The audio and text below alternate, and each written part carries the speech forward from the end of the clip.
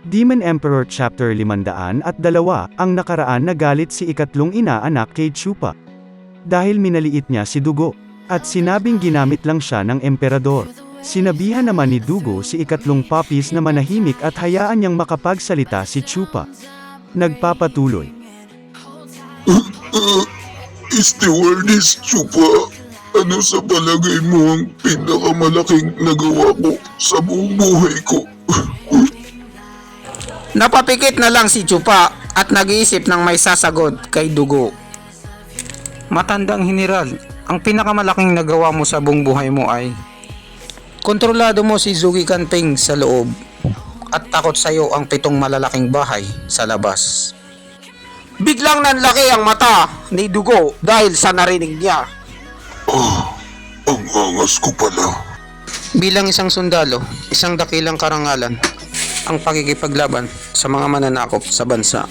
Yan ang pinakamataas na nagawa mo, pero yan din ang pinakamalaking kahihiyan sa iyo.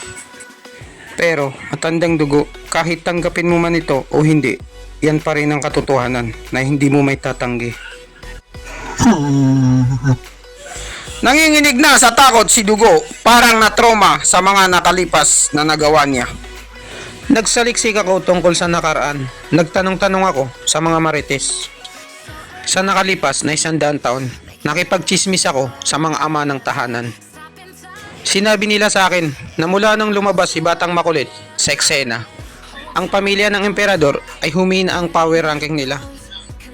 Ito naman ang nagbigay daan para tumaas ang ranking ng 4 na poste. Ang mga nakaraan na poste ay hindi nila magawa ng paraan ang mga nangyayari sa bansa. Buti na lang nakagawa ng paraan si Yun Suan, ang gabay ng patnubay ng magulang. Trivia muna tayo. Si Yun Suan ay isa sa 4 na poste. Isa siyang padre na manghula na may third eye. Walang awa siyang pinatay ni maskaradong bandido. Walang kalaban-laban. Yung matanda. Yung 3 kasama niyang poste ay si Zugi, Dugo at maskaradong bandido. Siguro nainggit sa kanya si maskaradong bandido kaya pinatay siya kasi masyado siyang famous. Ang kamahalang emperador ay kinuha kanya at saka si Zugi. Binigyan kayo ng matataas na posisyon. Ibinigay niya kay Zugi ang pamamahala sa opisina. At ibinigay niya naman sa iyo ang pagkomando sa sandataang lakas ng bansa.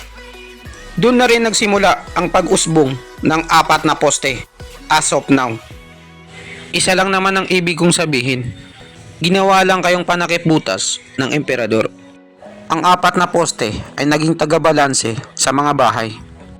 Parang katulad ngayon sa panahon natin. Para makagawa ka ng bahay, kailangan may poste bilang pundasyon para matibay. Ang kamahalang emperador ay binigay niya sa iyo ang komando ng sandataang lakas ng bansa. At para makipaglaban ka at makipagsabong sa mga taga Mindanao. Pero hindi ang layunin nun ay protektahan ang ating bansa laban sa mananakop. Ang totoong layunin nun ay para mapatibay mo ang mga mandirigma at masanay mo sila sa pakikidigma para sa tamang panahon ni Alden. Ipangtatapat niya sila sa 7 malalaking bahay para maturuan ng leksyon ang 7 malalaking bahay. Kailangan niya kayong 2 para sa pansarili niyang kasakiman. Kayo ang pinatayo niya sa katayuan niya bilang balanse. Ang ibig kong ipahiwatig ang pagsasamahan yung 2. Sa oras na mawala yung isa, wala na rin kwenta sa kanya yung isa. Parang wire lang, may positive at negative. Hindi na ito gagana pag kulang ng isa. Nakatanga lang sila at nakanganga habang nakikinig kay Chupa. In other words, wala na kayong kwenta sa kanya. Basta-basta na lang kayong itatapon at papalitan. Para sa kamahalang emperador, ilalabas niya na ang kanyang lambat at gagamitin niya na ang kanyang kapangyarihan. Pagkatapos niya kay Zugi Kanping, ikaw naman ang isusunod niya na tatapusin. Hindi maaari. Nagsimula nang mag-isip si Dugo na wala sa katinuan. Ang kamahalang emperador ay isang nilalang na walang kahihiyan. Ginawa niya lang kaming parang laruan para mabalanse ang kapangyarihan sa bansa. Pero anong ginagawa ng hukmo ng mga taga-Mindanao dito? Talsik laway nang nagsasalita si Dugo na may pawis. Ang kamahalang emperador, hindi naman siya ganong katanga para papasukin ang mga hayop na yan. Tinawanan lang siya ni Chupa. Matandang General, Dugo, napakakitid talaga ng utak mo. Bulag at malupit at nakakatakot na kasakiman ng isang tao. Lalo na yung mga nakaupo sa matataas na posisyon, kinukurakot nila ang pera ng bayan. Magsisinungaling ako kung ang kamahalang emperador ay gusto niyang mapunta sa wala ang malaking lupain na to. Sa halip, kung hindi ito mapapakinabangan ng angkan nila, ibibigay niya na lang sa mga hayop na yun. Ha ha ha ha ha. Ang mga taong ito ay tinutulungan siya para tapusin ang mga kaaway niya at mapapasakan niya ulit ang mundo. At sa bandang huli, hagisan na lang niya sila ng buto ng kinain niyang isda. Lalong nanlaki ang mata ni Dugo sa mga narinig niya kay Chupa. Wasabi siya. Bigla siyang napasukan ng 1 litrong dugo. Hindi niya nakaya ang mga naririnig niya.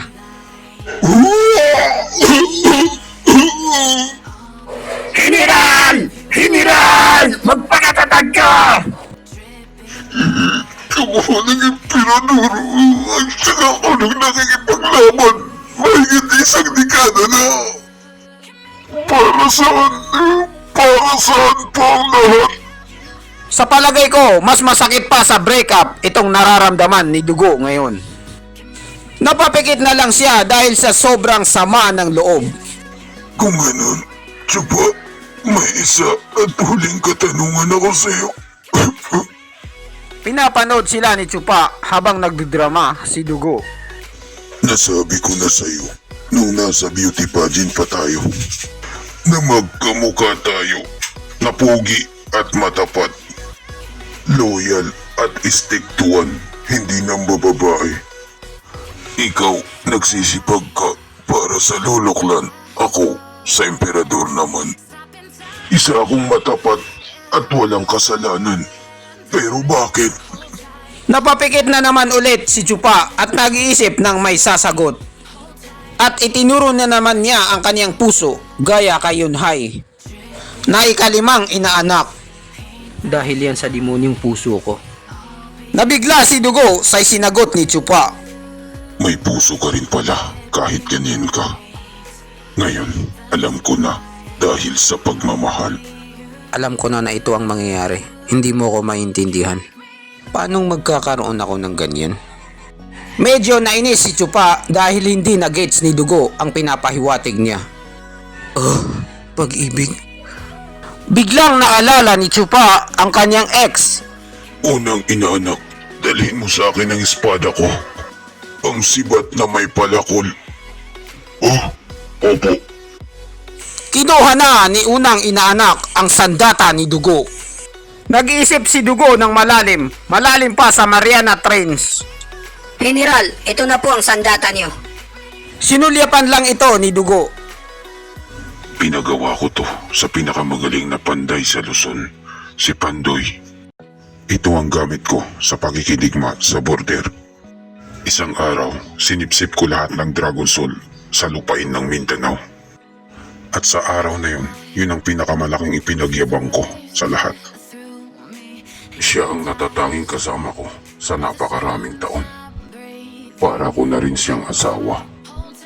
At ngayon, napakahirap magpaalam sa kanya. Bigla itong hinawakan ni Dugo. Lumiwanag at mabilis ang mga pangyayari. Idinukdok niya ito sa harap ni Chupa at biglang nanlaki ang mata ni Chupa sa pagkabigla. Alam mo na ang dapat mong gawin at dapat mong tapusin. Kunin mo ito at protektahan mo ang loloklan. Ibinibigay na ni Dugo ang kanyang sandata kay Chupa. Nagulat lahat ang mga inaanak ni Dugo sa naging desisyon niya. Ano kaya ang iniisip ni Dugo? Bakit niya ginawa to? Nagkaroon ng konting katahimikan kung tatanggapin ba ni Chupa ang sandata ni Dugo na itinuring niya ng asawa. Pinag-iisipan pa ito ni Chupa kung kukunin niya o hindi. Baka kasi may kapalit o may bayad. Kalimutan mo na yan. Ang isang kagalang-galang na katulad ko ay hindi kumukuha ng pagmamay-ari na ng iba. Sus! Kunwari, pahambol pa ito si Chupa. At saka kahit ano pa man yan. Alam kong napakahalaga sa iyo niyan, General. Itinuturing mo na siyang asawa. Kaya hindi ko matatanggap yan. Di ko kayang tanggapin na mawawala ka na sa akin. Anong gagawin ko dito? Malapit na akong mamatay. Masasayang lamang ito. Chupa, tanggapin mo na ito. Kung hindi, magiging mapait ang kamatayan ko. Ipinagpipilitan talaga ni Dugo kay Chupa ang kaniyang sandata. Nagdadalawang isip na rin si Chupa. Dahil talagang mapilit kayo, General, tatanggapin ko na. At sa wakas, tinanggap na ito ni Chupa. Agad niyang isinampay sa kaniyang balikat, napakaangas. Bagay na bagay sa kanya. Samantala, parang nawala ng tinik sa lalamunan si Dugo. Nag-aalala na sa kanya ang kaniyang mga inaanak. General, Hindi, huwag niyo akong tawaging General. Gusto kong marinig sa mga huling sandali ng buhay ko. Ina, ama, o ninong na lang. At sa wakas, sa mga sandaling ito, tuluyan nang namahinga ang magiting na General na si Dugo. RIP sa'yo, Dugo. At dito nagtatapos ang chapter 502. Maraming salamat po sa panunood. Sana nagustuhan nyo mag-subscribe para laging updated.